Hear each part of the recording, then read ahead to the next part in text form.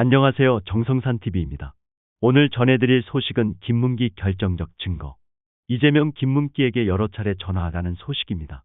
이재명 더불어민주당 대표가 성남시장 시절 몰랐다고 한 고 김문기 전 성남도시개발공사 성남도계공 개발 1처장으로부터 이재명 대표의 전화를 직접 받았다는 말을 들었다는 증언이 나왔다.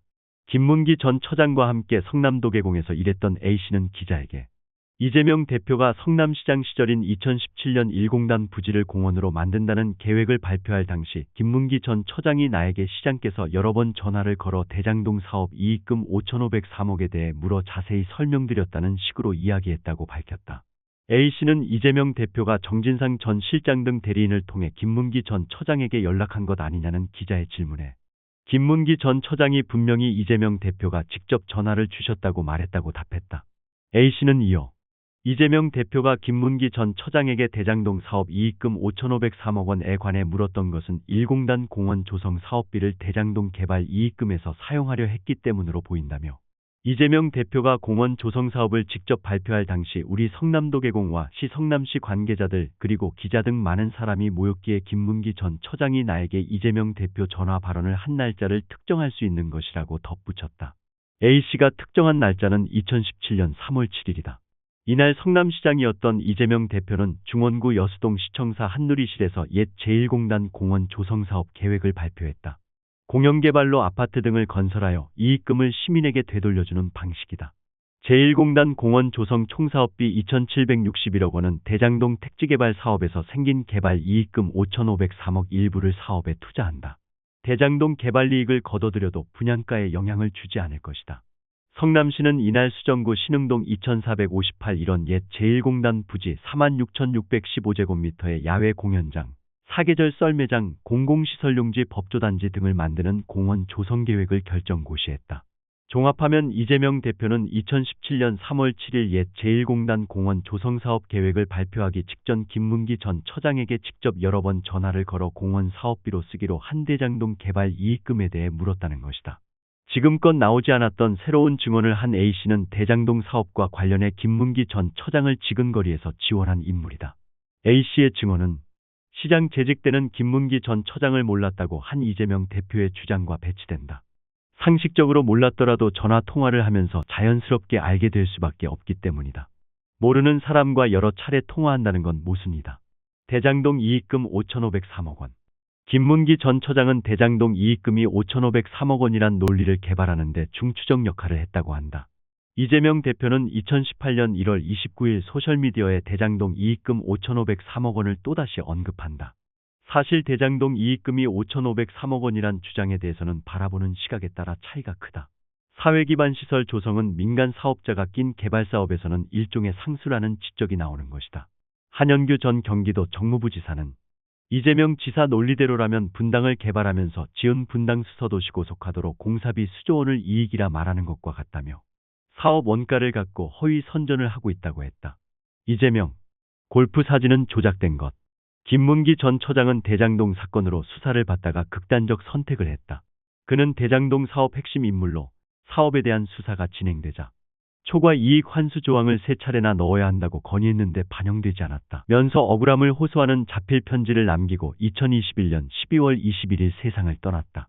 이재명 대표는 대선 기간인 2021년 12월 여러 방송에 출연해 당시 극단적인 선택을 한 김문기 씨에 대해 성남시장 재직 때 김문기 씨는 하위 직원으로 몰랐다. 2018년 제가 선거법 위반으로 기소되고 재판 과정에서 알게 됐다고 수차례 주장했다.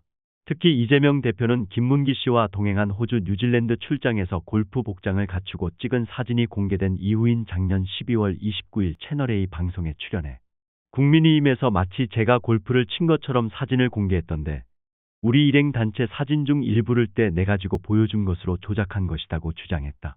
증인 출석할 경우 아는 대로 증언할 것. 이재명 대표는 앞서 자세히 설명했듯 방송 인터뷰 등에서 대장동 사건으로 수사받다 극단 선택을 한 고 김문기 전 성남도계공 처장을 성남시장 재직 때는 알지 못했다고 말했다. 이로 인해 허위사실 공표 혐의 선거법 위반로 기소돼 재판을 받고 있다. 검찰은 이재명 대표가 대통령에 당선되기 위해 거짓말을 한 것으로 판단하고 있다. 이재명 대표로서는 성남시의 역점 사업이던 대장동 사업 추진 과정에서 주도적 역할을 한 김문기 전 처장 등과 밀접한 업무 관련성이 확인되면 관련 비리 의혹의 최종적인 책임이 자신에게 있다는 비판적인 여론이 형성돼 대통령 당선에 부정적 영향을 미칠 우려가 있었던 만큼 거짓말을 했다는 것이다. 이런 상황에서 A씨의 증언이 사실이라면 이재명 대표의 유죄를 입증하는 데 결정적 역할을 할 수도 있다는 분석이다. 그의 증언은 검찰 공소장에 없는 내용이다. A씨는 김문기 전 처장과 함께 대장동 사업을 담당한 만큼 이재명 선거법 위반 재판에 증인으로 출석하는 게 유력하다. A씨는 증인으로 출석할 경우 재판장님, 검사님, 변호사님 이재명 대표 측들이 물으면 사실대로 증언할 것이라고 했다. 취재 과정에서 기자는 김문기 전 처장의 검찰 수사 기록을 입수했다. 여기에 나온 김문기 전 처장의 진술도 이재명 대표의 선거법 위반 혐의를 밝혀낼 수 있는 근거 중 하나가 될 수 있다는 분석이다. 2021년 12월 9일 서울중앙지검 622호 검사실에서 조사를 받은 김문기 전 처장은 진술인은 이재명을 직접 만난 적이 있나요란 검사의 질문에 이렇게 답했다. 예. 제1공단을 분리한다고 보고할 때 성남도계공 보고에 배석한 적이 있고 그 외 한두 번 있는 것 같은데 제가 개인적으로 보고한 적은 없습니다. 그럴 위치도 아니고요. 최소 2번은 이재명 대표에게 직접 보고하는데 배석했다는 것이다. 생전 김문기 전 처장은 검찰 조사에서 밝히지 않았지만 그는 정민용 변호사 당시 공사 투자사업 파트장과 함께 성남시청 시장실을 찾아 수차례 대면 보고를 했다. 이재명 대표 공직선거법 위반 혐의 공소장을 보면 김문기 전 처장은 이재명 대표에게 대장동 사업과 관련해 7차례 직접 보고하고 함께 회의도 하는 등 검찰이 확인한 보고 회의 횟수만 10차례에 달한다.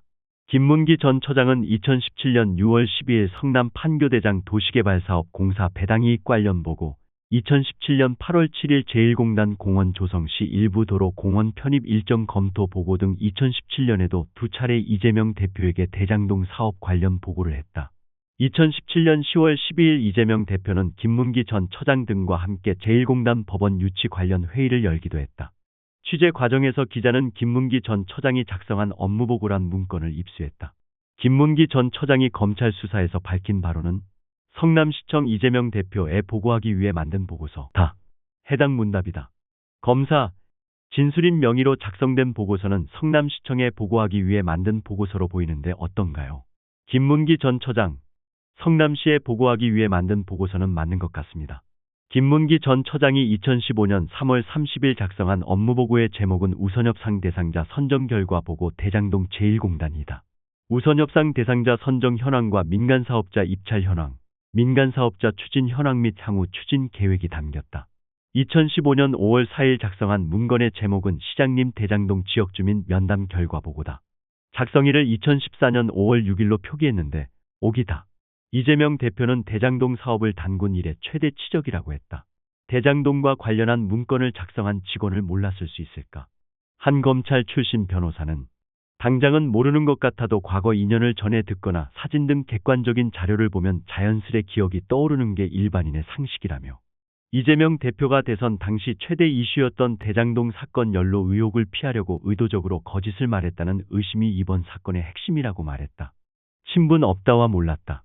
이재명 대표는 지난 3월 3일 20대 대선 공직선거법 위반 사건의 피고인으로 법원에 나와 윤석열 대통령과 비교했을 때 검찰의 기소가 부당하다는 취지로 말했다.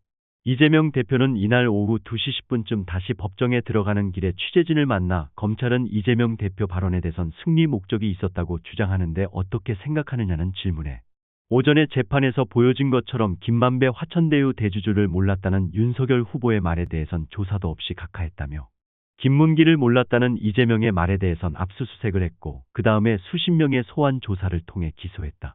이 부당함에 대해선 법원이 잘 밝혀줄 것이라고 생각한다고 말했다.